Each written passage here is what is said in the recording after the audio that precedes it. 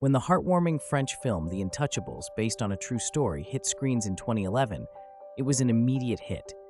The film touches on class, race, and disabilities in a never-before-seen fashion.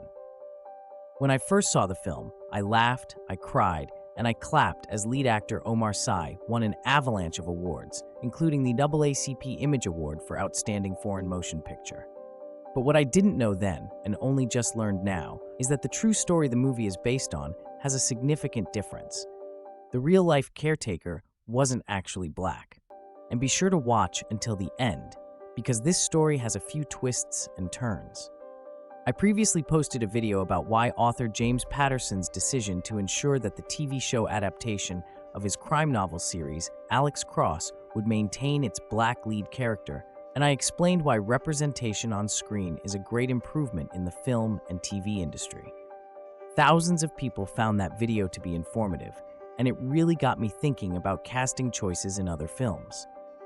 If whitewashing isn't okay, then what about blackwashing? Let me take you behind the scenes of the award-winning French film, The Intouchables, and explain why, despite the film's success and glory, I would argue that this is an example of when blackwashing a character was not the right decision.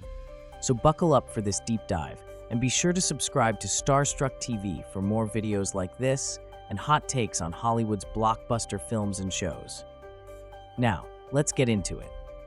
In case you haven't seen the film yet, here's a brief overview of what the movie is about to help you fully understand this video. Let me give you a quick synopsis without any spoilers.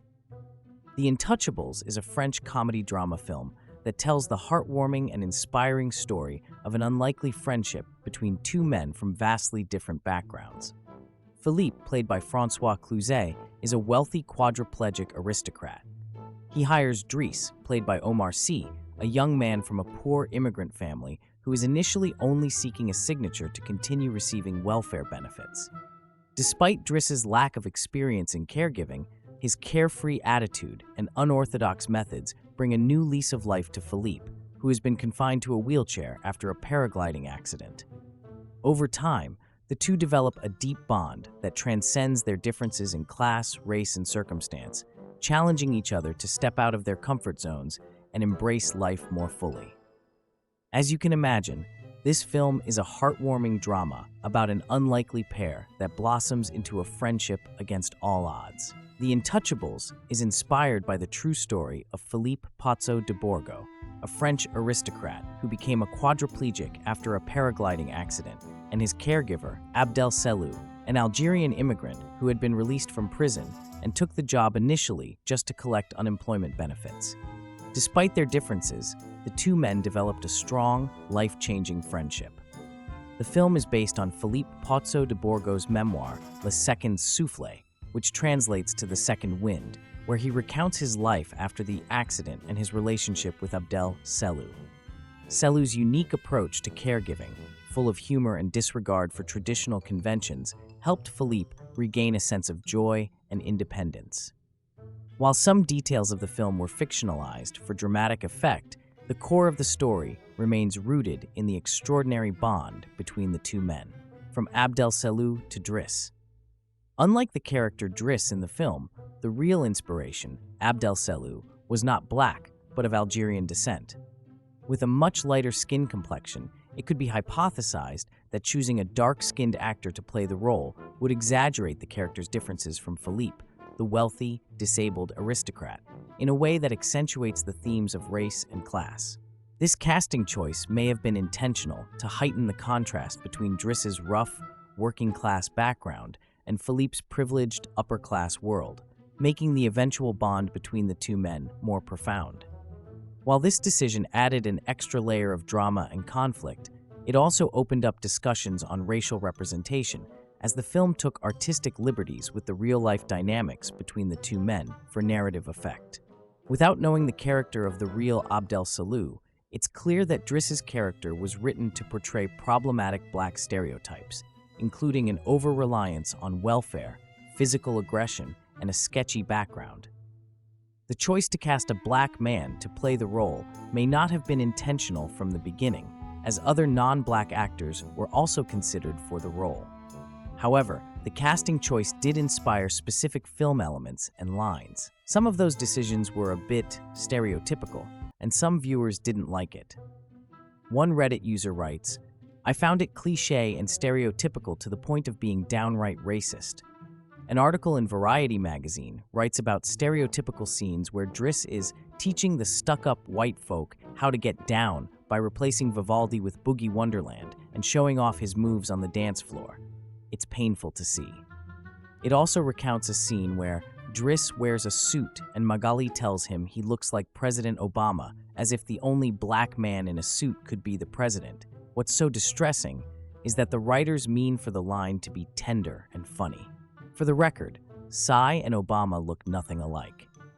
I frankly agree that some of these points, which could only apply to a black character, exaggerate the film's entertainment value at the actor's expense.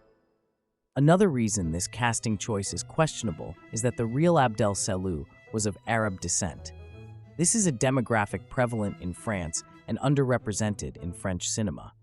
This film would have been a great opportunity to tell a real story about the true struggles of being an Arab immigrant in France, at least to honor the truth of the story. Casting the character of Driss. Before Omar Sy was cast as Driss, several other actors were considered for the role. The casting team initially looked at a variety of options, but it's been stated that Sy's audition and his natural chemistry with François Cluzet ultimately secured him the role. One notable actor who was considered was Jamel Debbouze, a popular French actor and comedian, particularly known for his roles in films such as Amélie and Days of Glory. Debbouze had a significant presence in French cinema and had worked with the directors before. However, for various reasons, including scheduling conflicts and the director's desire to find the right fit for the character, the role eventually went to Omar Sy. Omar Sy's performance earned him widespread acclaim, and the role became a breakthrough moment in his career, leading to international recognition. He won the César Award for Best Actor for his portrayal of Driss, which helped solidify his status as one of France's top actors. Omar Sy and Typecasting. There's no question about Omar Sy's talent as an actor, but I have major questions about the roles he takes on and the personal brand he is building for himself.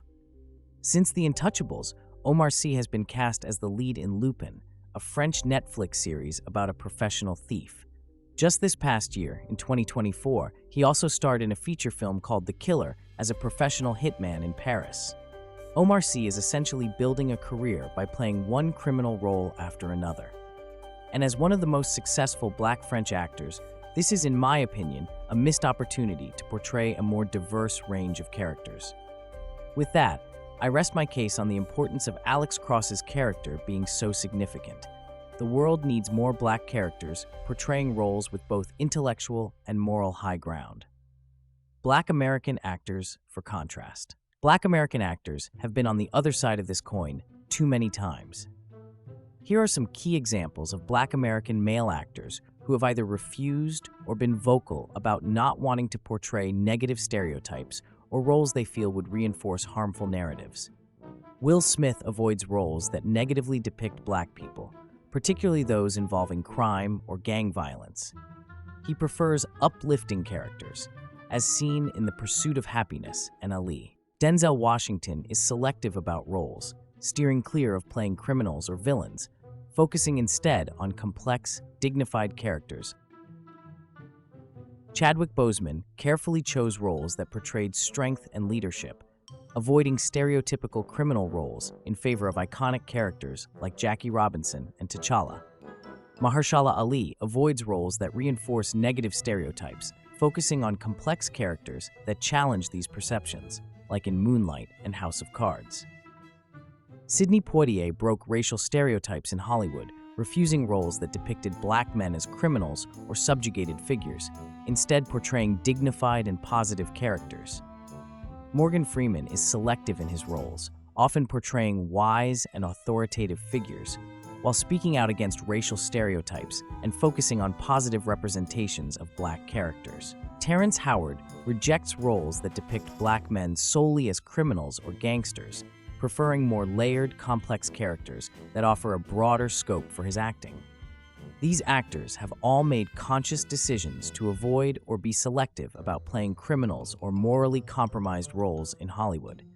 Many of them have expressed concerns about the impact of negative stereotypes and how these roles can shape public perceptions of Black people.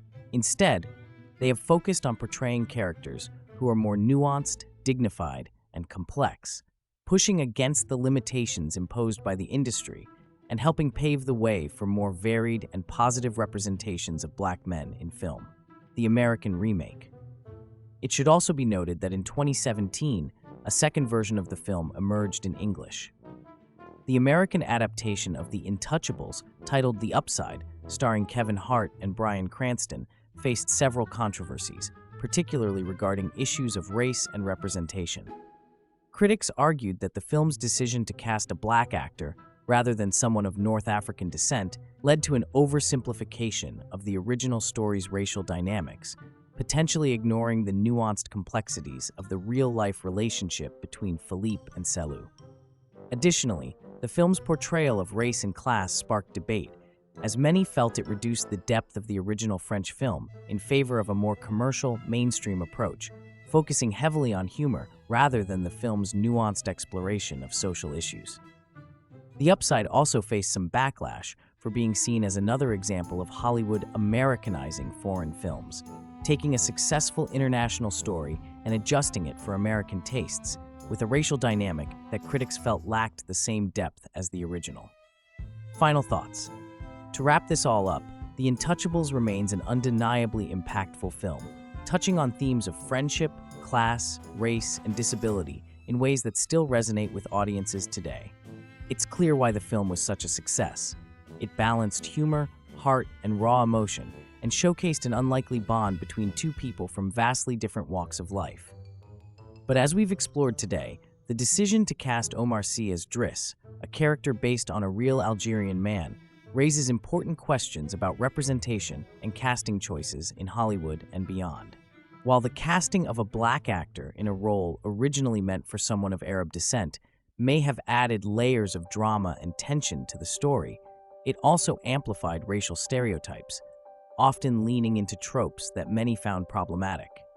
This decision, although clearly impactful for Sy's career, still leaves us to question whether it was the right one in the context of representing the true story of Philippe and Abdel. As we look at the evolution of casting choices, especially for Black actors, it's important to ask whether these roles accurately reflect the diversity of real-life stories and experiences. Characters like Driss are far more than their skin color or socioeconomic background, and it's essential that we continue to challenge these stereotypes in future productions. Films like The Untouchables can still be celebrated for their messages of friendship and overcoming adversity, but they also show us that casting choices have consequences, not just for the actors, but for the audience's perception of race and identity in cinema. If we want to see real progress in film and television, we need to advocate for true, accurate representation, not only to reflect the diverse world we live in, but also to avoid reducing characters to one-dimensional stereotypes. Casting choices should elevate the stories, not reinforce outdated tropes. So, what are your thoughts on The Intouchables? Was the casting of Driss an intentional choice for dramatic effect, or did it ultimately reinforce stereotypes? Let me know in the comments below, and be sure to subscribe to Starstruck TV for more deep dives into Hollywood's biggest films and shows.